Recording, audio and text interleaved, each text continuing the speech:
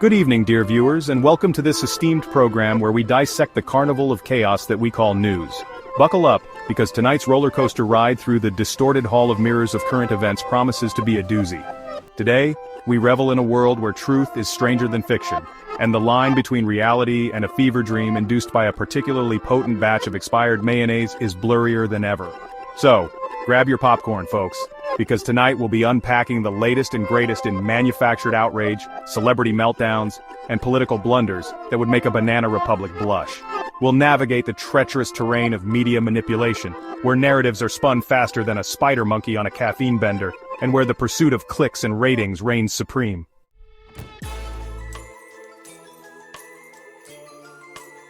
First up on our whirlwind tour of the absurd, we have the curious case of Jussie Smollett, a man who seems to have mistaken real life for a particularly poorly written episode of Law & Order. Yes, friends, the walls of this meticulously constructed narrative came crumbling down faster than a gingerbread house in a hurricane, revealing a tale so ludicrous that it would make even the most jaded tabloid editor blush.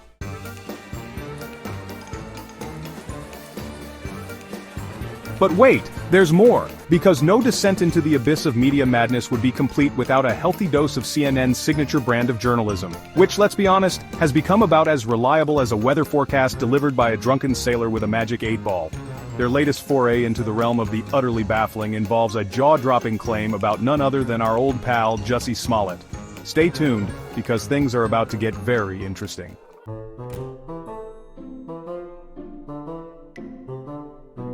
So, Jussie Smollett, the man who once claimed to be a victim of a hate crime so heinous it could make a grown man cry, well, cry harder, is back in the news. And no, it's not because he's starring in a gritty reboot of Scooby-Doo where he plays Shaggy, constantly foiling elaborate hoaxes. It's because, well, the joke, it seems, was on us all along. Remember the salacious details of the attack? The MAGA hats, the bleach, the noose. It turns out those details were about as real as a unicorn riding a roller coaster made of rainbows and good intentions. Turns out, our boy Jussie might have been more interested in a career boost than a hate crime.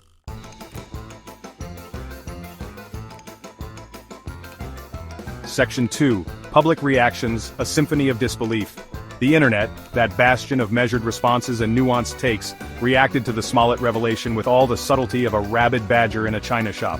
Celebrities who had been quick to offer their support, their voices echoing with righteous indignation, suddenly developed a severe case of laryngitis. The only thing more entertaining than the initial frenzy of outrage was the awkward silence that followed, punctuated by the occasional cough of someone trying to discreetly delete their old tweets.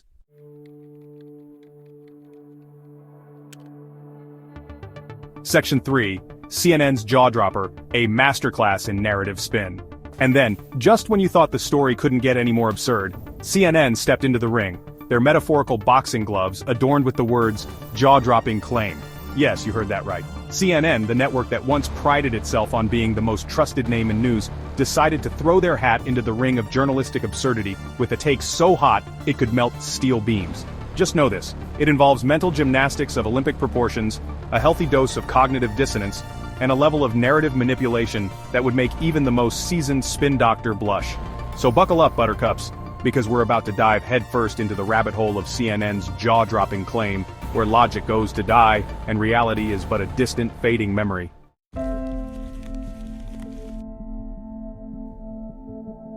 Section 1. The Curious Case of the Disappearing Conviction.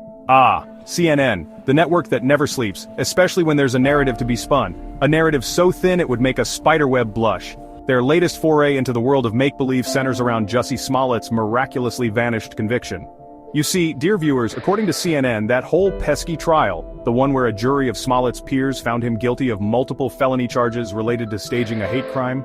Yeah, about that. Apparently it never happened. Or at least that's what CNN would have you believe if you only get your news from their carefully curated echo chamber of carefully chosen soundbites and conveniently edited clips. It's like saying that because you got out of a speeding ticket on a technicality, you never actually broke the speed limit.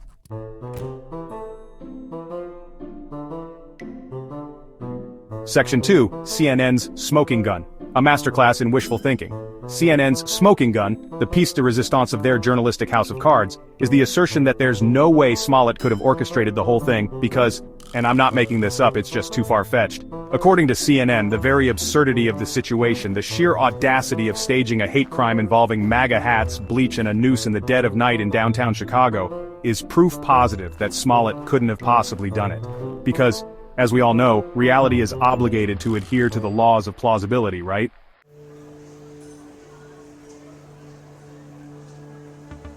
Section 3. Alternative Facts and the Art of Narrative Gymnastics. What we're witnessing here, folks, is a masterclass in the art of alternative facts, a term that's become synonymous with a certain brand of political spin but has clearly infiltrated the hallowed halls of CNN. They're so busy trying to salvage a narrative that aligns with their own preconceived notions, a narrative that paints Smollett as a victim, rather than a perpetrator, that they've completely abandoned any pretense of objectivity, of journalistic integrity. They've sacrificed truth on the altar of ideology, hoping no one will notice the bloodstains on their meticulously manicured hands. It's a dangerous game they're playing, a game where the lines between fact and fiction become so blurred that even they can't tell the difference anymore.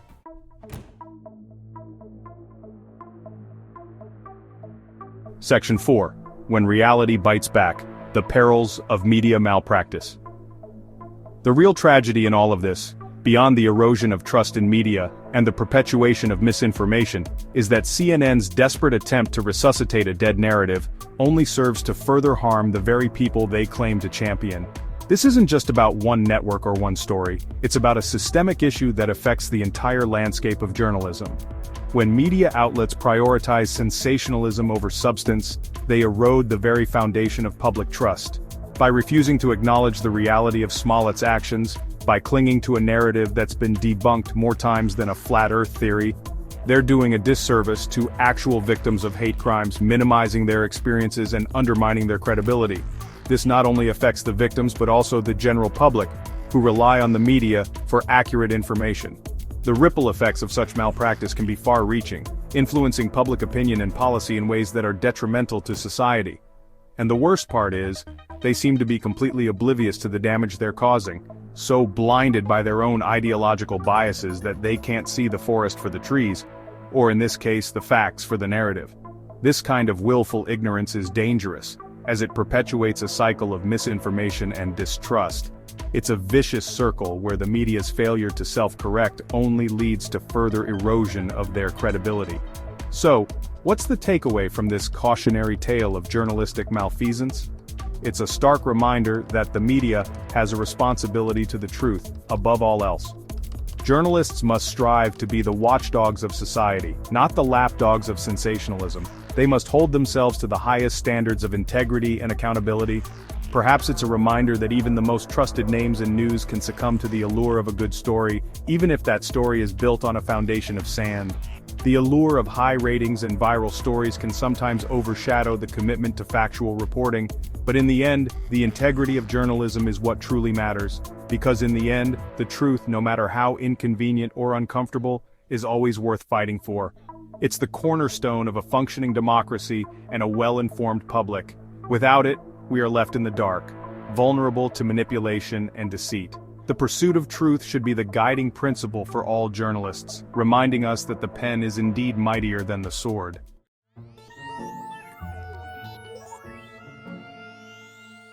But wait, there's more, because one dose of absurdity just isn't enough for one news cycle, is it?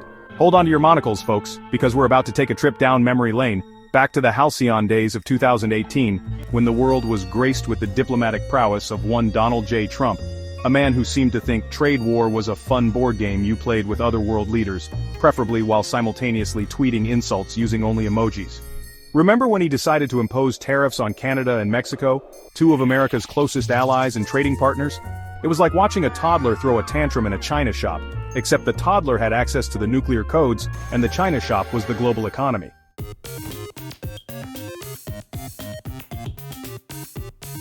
Now, I'm no economist, but even I know that slapping tariffs on goods from countries you do business with is a bit like shooting yourself in the foot and then blaming your neighbor for the bloodstains on your carpet. It's economic self-sabotage disguised as patriotism, a masterclass in how to alienate your allies and destabilize the global trading system, all in one fell swoop. The tariffs, as predicted by anyone with a rudimentary understanding of economics, were an unmitigated disaster. They drove up prices for consumers, hurt American businesses, and did little to nothing to protect American jobs.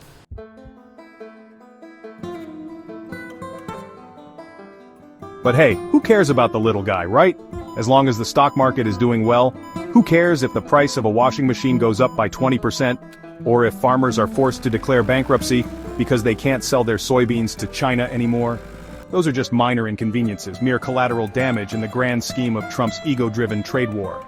Economists warned about the consequences, business leaders begged the administration to reconsider, and even the Canadians and Mexicans politely pointed out that maybe, just maybe, this wasn't the best course of action. But did anyone listen? Of course not. Because in the Trumpian universe, facts are whatever you want them to be, and anyone who dares to disagree is labeled a loser or fake news.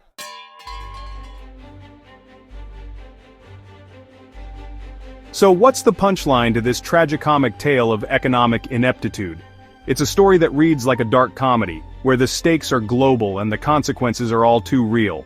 Well, it's that the world survived somehow despite the best efforts of a man who seemed determined to dismantle the global order one ill-conceived policy at a time. The international community watched in disbelief as tariffs were slapped on allies and adversaries alike, creating a ripple effect that threatened to destabilize economies far and wide. The tariffs were eventually lifted, the damage was slowly repaired, and the world breathed a collective sigh of relief as the Twitter-in-chief rode off into the sunset, leaving behind a trail of economic wreckage and bewildered allies. The markets, once volatile and unpredictable, began to stabilize, and trade routes that had been disrupted started to flow again. But the scars remain, a reminder of the fragility of the global economy and the dangers of unchecked ego and ignorance in positions of power. These scars serve as a cautionary tale, a stark reminder that the global economy is an intricate web, easily torn but painstakingly mended. And as we navigate the increasingly complex challenges of the 21st century, let us hope that we've learned from the mistakes of the past, that we can resist the allure of simplistic solutions to complex problems, and that we can build a world where trade wars are fought not on Twitter, but in the realm of reason, cooperation, and mutual benefit. Let us strive for a future where diplomacy and dialogue take precedence over divisive rhetoric and unilateral actions.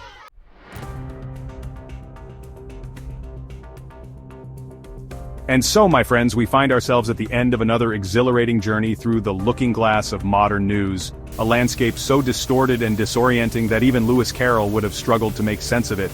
We've delved into the depths of fabricated hate crimes, and the even murkier waters of CNN's attempts to spin reality into oblivion.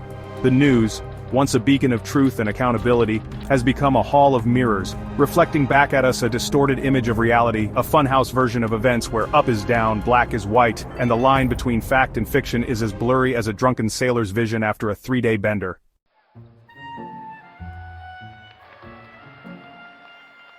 It used to be that satirists had to work hard to outdo the absurdity of the real world. Now reality seems hell-bent on writing the jokes for us. It's as if the universe itself has developed a dark sense of humor, a penchant for the ironic and the absurd. We live in an age where a reality TV star can become president, where a global pandemic can be dismissed as a hoax, and where a man can stage a hate crime against himself and somehow become a martyr for a certain segment of the population.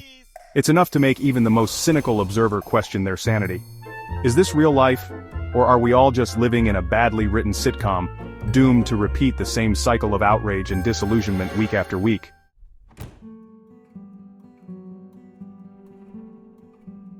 The consequences of this descent into absurdity are far more profound than a few awkward dinner conversations or a spike in anxiety-inducing news alerts. We're witnessing a fundamental erosion of trust, not just in our institutions, but in each other, in the very fabric of reality itself.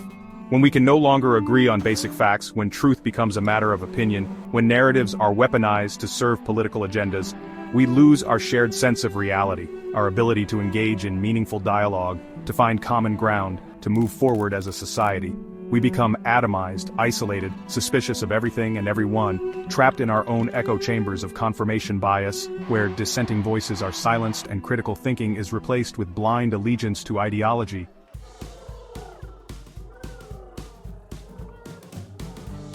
So, what's the solution to this collective crisis of faith? How do we restore trust in our institutions and in each other? How do we navigate the minefield of misinformation and reclaim our shared sense of reality? It's a question that demands our immediate attention. It's a daunting task, to be sure, but not an insurmountable one. We have faced challenges before and emerged stronger. It begins with each and every one of us taking responsibility for our own consumption of information. We must be vigilant and proactive.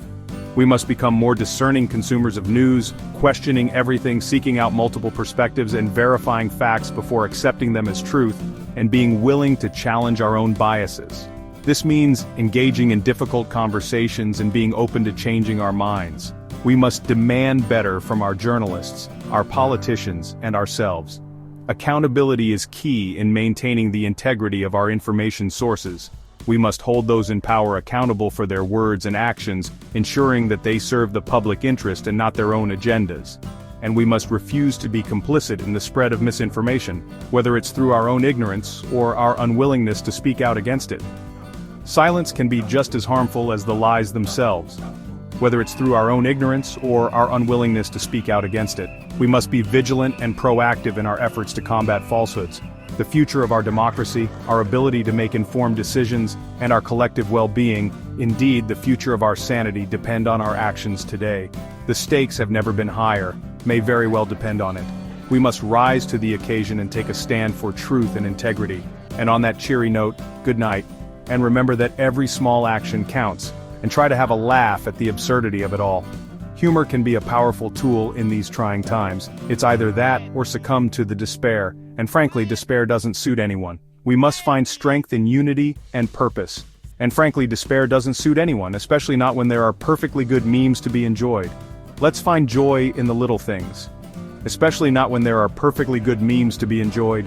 Laughter and connection can be our greatest allies in the fight against misinformation.